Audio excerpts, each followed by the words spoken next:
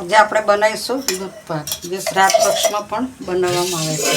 એના માટે આપણે તપેલીને ઘીવાળી કરી લઈશું. એનાથી શું થશે તો દૂધ ચોટશે નહીં, જરાય નહીં છે. અને આવું એકદમ ઓગાળેલું નહીં લેવાનું, આવું થોડુંક ખીજેલું લેવાનું અને આ રીતે આખી તપેલીમાં નીચે અને બધે લગાવી દેવાનું. એટલે દૂધ જરાય ચોટશે નહીં, જરાય દાઝી ના જાય. આપણે આ રીતે આખી તપેલી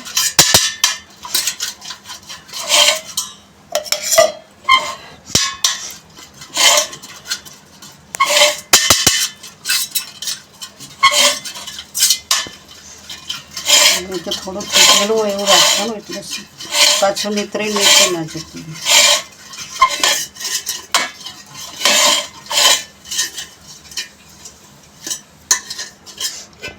આનો ટેસ્ટ બી સારો આવશે ઘીના કારણે.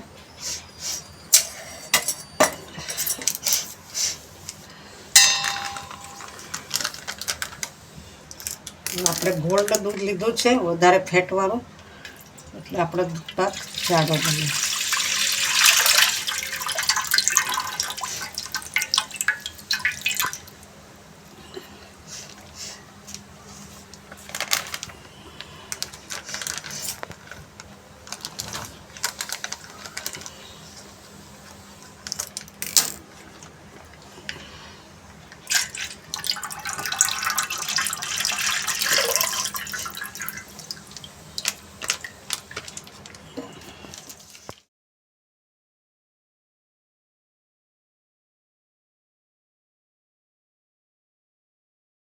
દૂધને ઉકાળવા મૂકી દીધું છે. ચોખા પલાળી દીધા છે. બરોબર પલળી જાય એટલે આપણે દૂધમાં એડ કરીશું.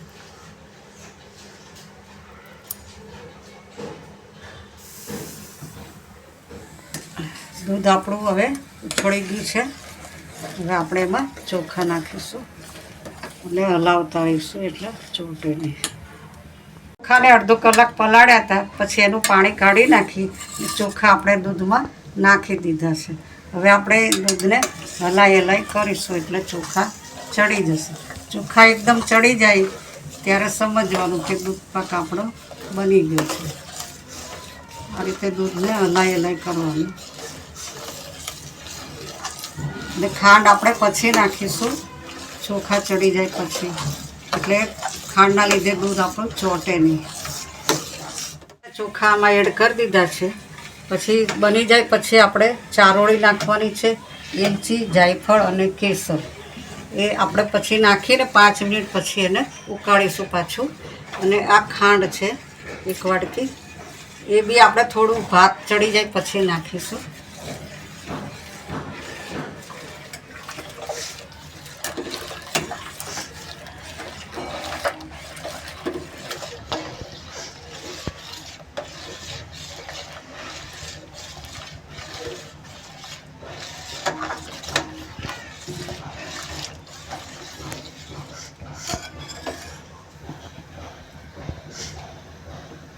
હવે આપણે ગેસ ફાસ્ટ કરીશું અને હલાઈ કરીશું.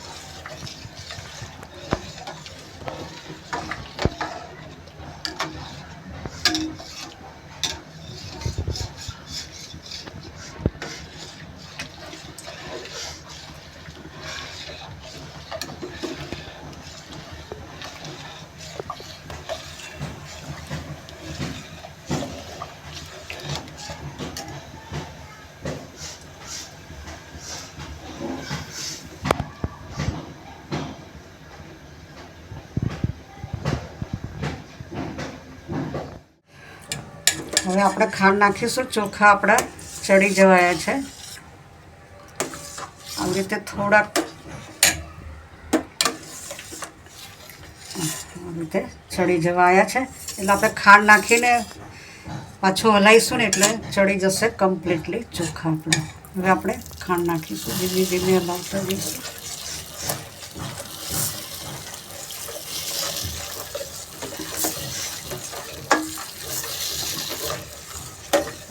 થોડી નાખતા જાઓ ને હલાવતા જાઓ એટલે નીચે ચોટી ના જાય ખાંડ. ખાંડ નાખ્યા પછી ખાસ હલાવવું પડે.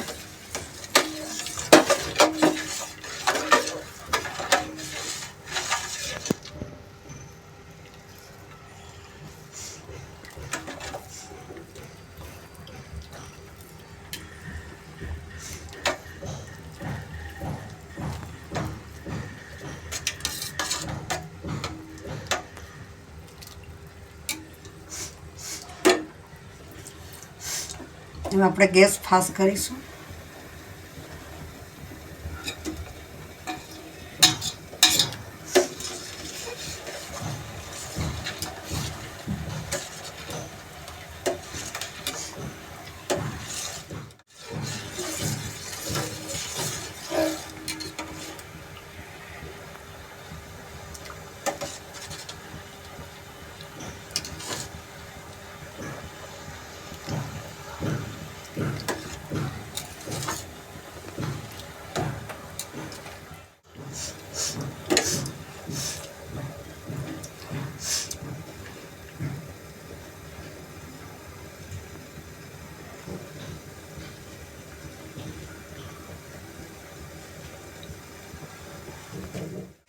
આપણું દૂધ ઉકળી ગયું છે, બરોબર સરસ ઉપર તૈયાર થઈ ગયું છે. ભાત પણ ચડી ગયા છે, દૂધ જાડું પણ થઈ ગયું છે.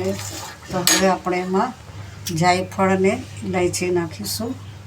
ઇલાયચી નાખવાથી દૂધ પચવામાં હળવું બને છે અને એમાં સુગંધ આવે છે અને મન પ્રસન્ન રહે છે. ચારોળી નાખવાથી પણ મન પ્રસન્ન રહે છે, ઊંઘ સારી આવે છે. કેસરથી અંદર રંગ આવે છે અને સુગંધ પણ અંદર ભળે છે અને સ્વાદમાં સારું બને છે. એનાથી પણ મન પ્રસન્ન રહે છે, મનને શાંતિ મળે છે.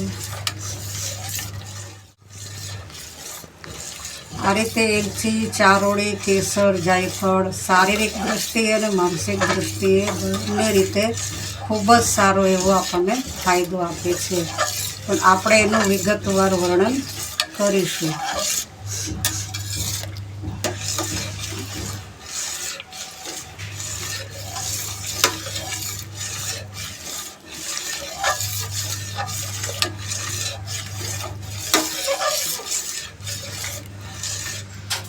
હવે આપણે ગેસ બંધ કરી દઈશું.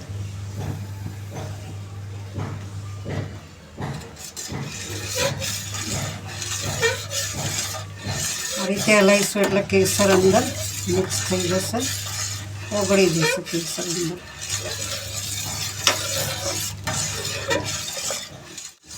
કેસર પણ નકલી મળતું હોય છે. નકલી કેસર હોય તો એ દૂધમાં મિક્સ નહીં થાય, એના તાર અલગ જ રહેશે.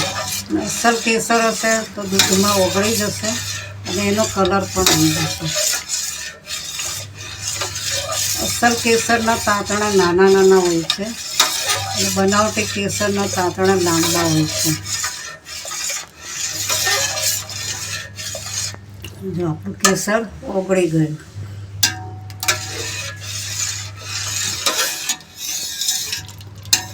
ધીમે ધીમે બધું કેસર ઓગળી જશે. આપણે એમાં થોડુંક દૂધ લઈને અલગથી પણ ઓગાળીને નાખી શકીએ.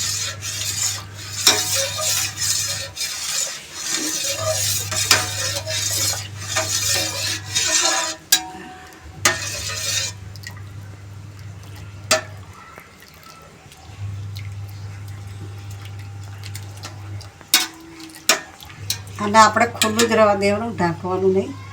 પછી એક કપડું ઉપર ઢાંકી દેવાનું.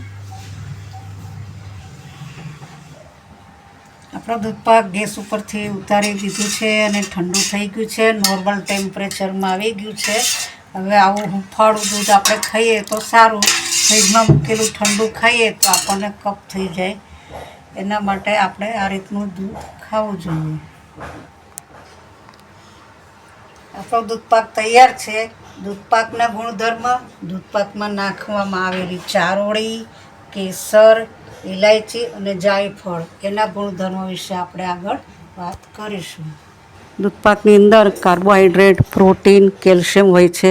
ઉર્જા અને તાકાત આપે છે. દાંત અને હાડકાને મજબૂત કરે છે. યાદશક્તિ વધારે છે, પાચન શક્તિ વધારે છે, ઇમ્યુનિટી મજબૂત બનાવે છે, વજન વધારે છે અને તે ગુરુ અને સ્નિગ્ધ છે, વાતનાશક છે, પિત્તશામક છે અને કફવર્ધક છે. મધુર રસ ધરાવે છે. તે પોષણ અને સંતોષ અને તૃપ્તિ આપે છે. શીતવીર્ય છે અને મધુર વિપાક છે. ધાતુવર્ધક છે, પુષ્ય છે, મનને શાંતિપ્રદ, બલ્ય અને બાળકો અને વૃદ્ધો માટે સરળતાથી પચી જાય છે. અસ્થમાવાળા દર્દીએ અને ડાયાબિટીસવાળાએ દૂધપાક ઓછો ખાવો અથવા તો સવારે ગરમ થોડો ખાવો. તેમાં આપણે જે વસ્તુઓ એડ કરીએ છીએ તેના ગુણધર્મ વિશે આપણે જાણીએ. તો પહેલાં ઇલાયચી. ઇલાયચીનો રસ કટુ અને મધુર છે. ગુણ લઘુ અને વૃક્ષ છે. વીર્ય તેનું ઉષ્ણ છે. વિપાક તેનો કટુ છે અને વાત કફનાશક છે અને પિત્તને વધારે છે. મોંની દુર્ગંધને દૂર કરે છે અને મોઢાના છાલાને મટાડે છે. બીપીને નિયંત્રણમાં કરે છે. ઉલટીને મટાડે છે. તણાવ દૂર કરે છે. હૃદય અને કિડની માટે સારું છે. તેનાથી ભૂખ લાગે છે અને ગરમ પાણી સાથે લેવાથી નસકોરા બોલતા હોય તે બંધ થાય છે. અને નશો છોડવા માટે તેને અજમા સાથે ગરમ પાણીમાં ઇલાયચી અને અજમાનો ઉકાળો બનાવીને પીવાથી નશાની લત છૂટી જાય છે. અને હૃદય રોગની અંદર તેને અર્જુન છાલ સાથે ઉકાળો બનાવી અને લેવાથી હૃદય રોગમાં સારો એવો ફાયદો થાય છે. હવે આપણે જાણીશું જાયફળ વિશે. તો જાયફળ છે વાત કફ દોષ દૂર કરે છે અને પિત્તને વધારે છે. તે માનસિક તણાવને દૂર કરે છે અને તેનાથી ઊંઘ સારી આવે છે. નાના બાળકોની શરદી અને ખાંસી માટે બહુ સારું છે. પાચન તંત્રને વધારે છે અને માથાના દુખાવાને મટાડે છે. અને ચામડીના રોગ માટે સારું છે. દાંતના દુખાવા માટે પણ સારું છે. અને નસોનું બ્લોકેજ પણ દૂર કરે છે. ફેસ પેકમાં જાયફળનો ખાસ ઉપયોગ કરવામાં આવે છે. હવે આપણે જાણીશું ચારોળી. ચારોળીની પ્રિયલા અને ચિરુંજી પણ કહેવામાં આવે છે. તે બલપ્રદ છે અને સ્વાદમાં મધુર છે. શીતળ છે, ભારે છે અને ત્વચા માટે તેનું તેલ સારું કહેવાય છે. વાળ માટે પણ તેનો સારો એવો ઉપયોગ થાય છે તેના તેલનો. અને થાકમાં દૂધની અંદર ચારોળી નાખીને પીવાથી થાક લાગતો નથી અને સાંધાના દુખાવામાં પણ રાહત રહે છે. તેમાં પ્રોટીન, કેલેરી હોય છે અને એસિડિટી, અલ્સર અને હૃદયરોગ માટે સારું છે. સોજો, તાવ અને શુક્રાણુ વર્ધક છે. હવે આપણે જાણીશું કેસર.